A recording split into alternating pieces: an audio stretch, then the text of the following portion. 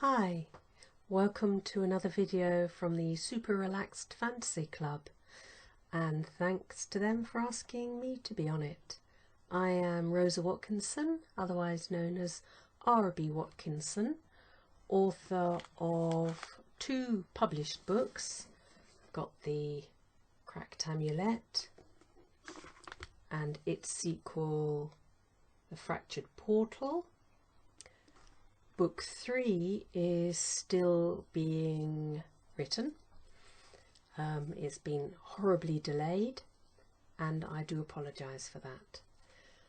I am also a narrator of audiobooks, and Michael R. Fletcher gave me my first job for Ghosts of Tomorrow, and I'm always very grateful for him taking a risk with me, total newbie, but the reviews and his support gave me the confidence to take on more books, and I have recently finished my 8th, and I am embarking on a trilogy so far, but they are in fact the first 3 of a potential much longer series. They are the Wisemere Tales by Alan Stroud. So I hope to do them justice. They were great fun to read, and I'm really looking forward to narrating them. Crikey, over lockdown, what's been happening here?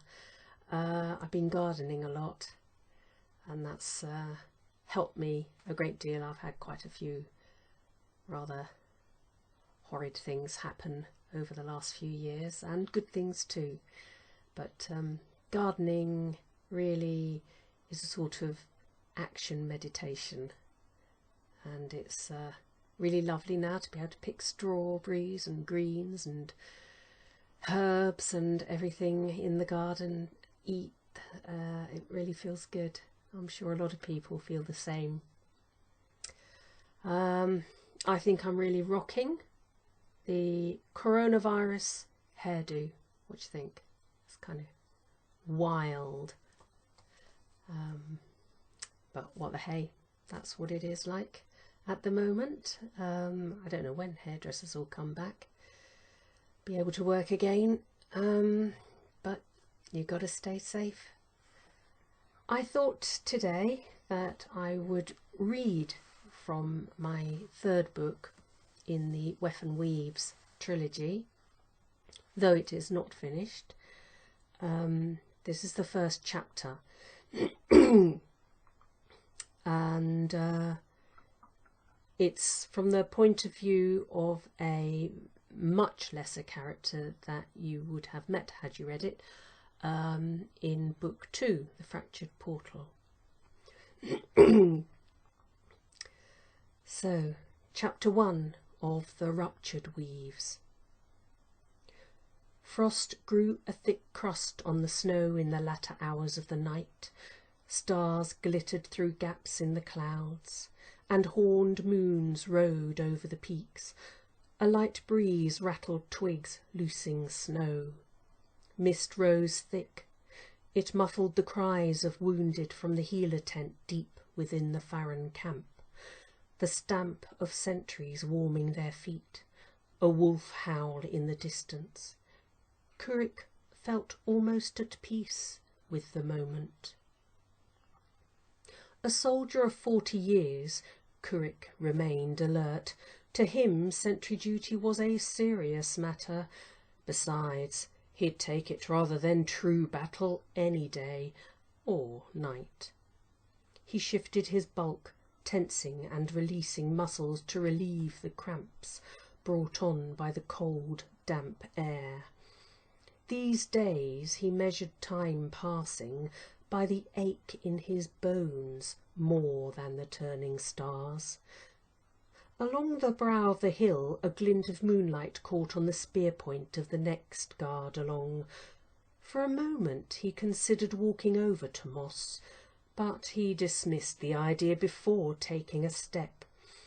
They'd be relieved soon enough, and he'd much rather take to his bedroll for a few bells of shut-eye than be drawn into another game of bones with his sergeant. Stationed in Manon through the summer with the small contingent of Farron soldiers sent to help the Manomish, Curic hoped he'd seen everything the Murreccans could throw at them. He prayed to the Hot that in Farran there'd be nothing more and nothing new from the blasted blood priests. He stamped his feet, walked a few yards one way, a few yards back, scowling at the trees well beyond the camp's perimeter.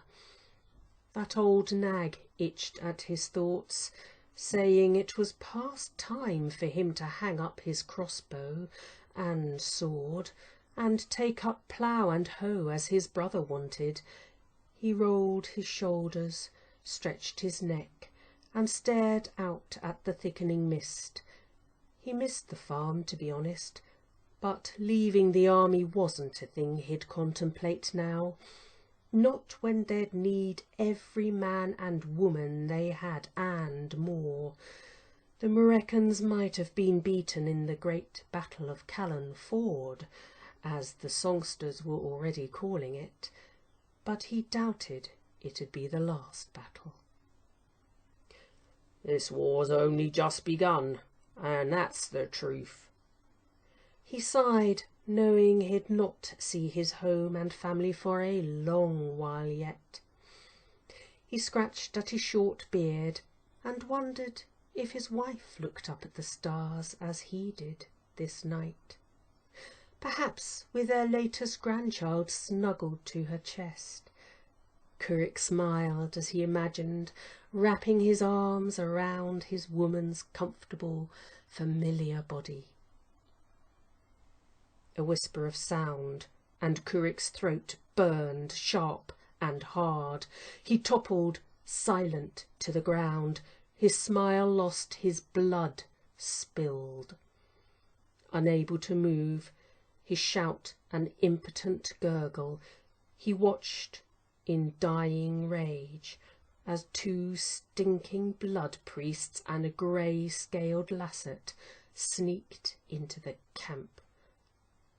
A tear leaked from a darkening eye.